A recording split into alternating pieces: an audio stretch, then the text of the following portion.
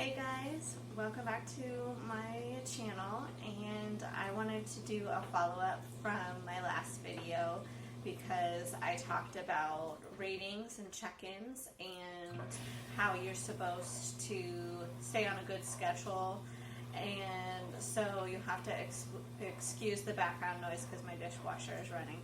So I wanted to review the check-in list that I made last time, and I also did a check-in for the month of February to see if my numbers had changed or gone up. So I kind of hid it from myself, put my hand over the paper while I did this month's ratings, so I couldn't see last month's ratings, so I could be able to really gauge without seeing the previous month's ratings and be biased. So the different check-ins were for physical health, emotional health, relationship health, the work or school, and spiritual health and creative health. So for the month of January, I did an 8 for physical health, a 7 for emotional health, and then you can read the rest. And then these are my ratings for the month of February. So my numbers have gone up just from making a conscious effort to pay a little bit more attention in some of those lower areas at the bottom of the list. So how have I been doing this? So it's about having a good routine for me. So I went on a kind of modified Whole30 diet for the month of January, and we've finished the month of January, so we've been kind of being a little bit more liberal about what we're allowed to eat, but we're really trying to practice the portion control and all of that good stuff. So that number went up. My emotional health stayed the same, so I don't know what that's about, but it's at a 7. Relationship health stayed the same. The only thing that went down was my work stuff, so I don't know if it's just because it's slow at work right now. There's also, I've got a lot on my mind, so that's work related, but I've got some exciting stuff coming up in the future with conferences and trainings and all that good stuff, so that'll probably change. And then, so my spiritual health went up from a 5 to a 7, and my creative health went up from a 6 to a 7. So I think that my creative health has gone up because I have been doing a little bit more writing and also just, I guess, reflective thinking. So I do film photography with my husband, and then I post them on Instagram, and I kind of been writing posts on the pictures about mental health and balance and mindfulness and all of that stuff that I'm really kind of liking and interested in. And then, so I've been doing that every morning. That's been part of my morning routine. The other thing that I've just recently started doing every morning, just this week, is that I've been doing a little bit more of like a meditation, devotional, prayer type thing on the app called YouVersion. And so a lot of people I talk with, they do some spiritual development or personal development, writing and reflection in the morning, and it does help me wake up. It helps me just go into the day with a better attitude and with a more reflective attitude, so that's really been helping. So I guess let me back up and talk about my morning routine, because routines are really important.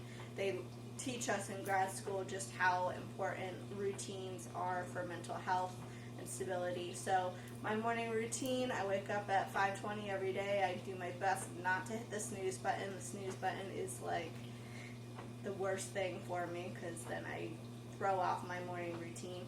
Then I wake up, and the first thing I do is I drink some warm lemon water, and that's a big thing in Ayurvedic medicine and Ayurvedic lifestyles and practices, is warm lemon water, not hot, not boiling.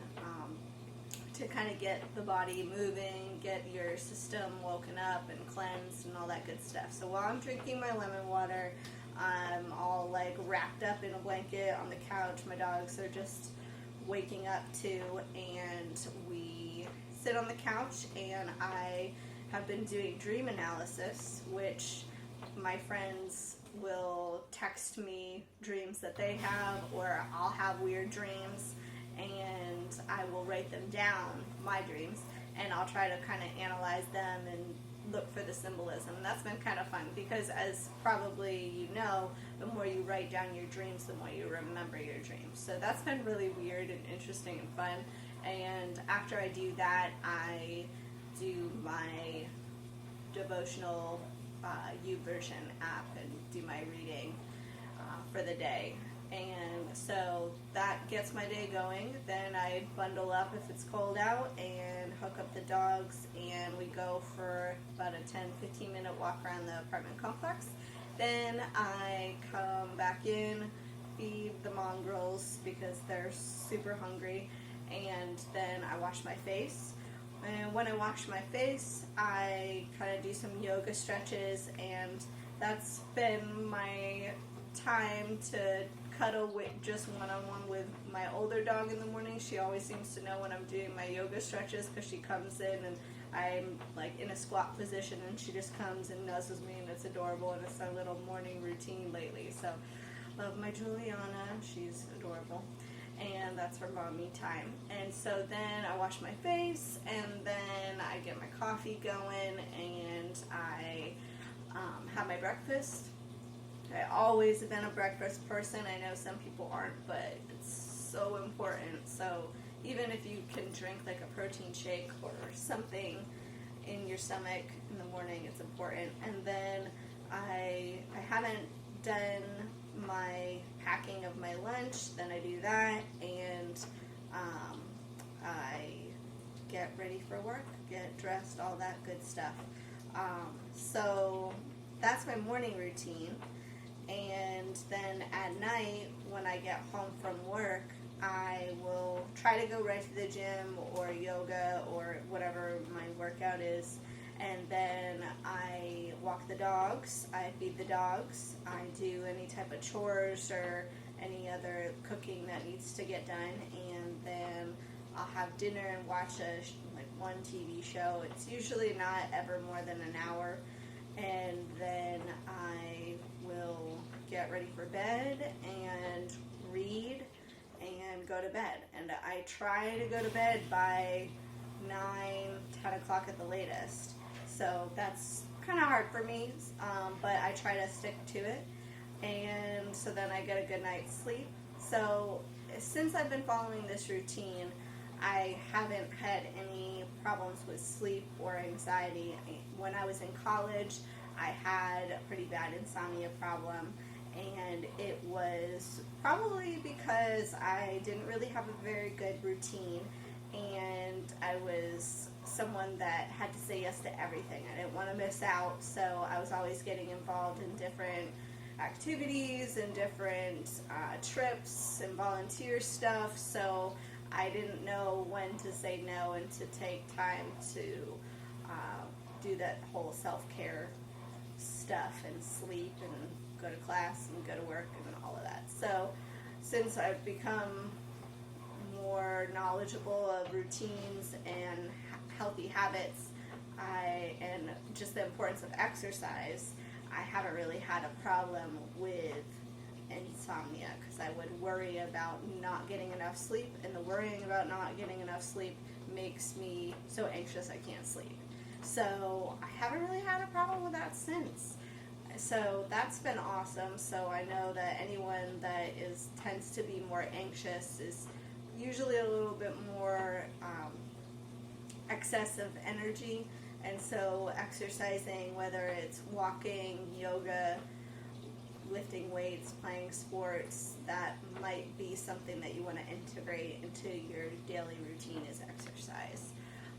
So that's my thing on routines. They're super important, and hopefully you can find one that works for you. I always talk with my parents of my ADHD kiddos just how important routines and daily schedules are, and kind of following that loosely even on the weekends, waking up about the same time and going to bed at approximately the same time. And I know that's not super realistic on weekends, but as close as that can be followed on the weekday, that's usually a good thing.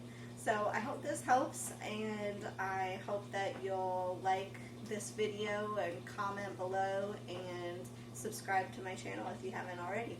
Alright, thanks guys!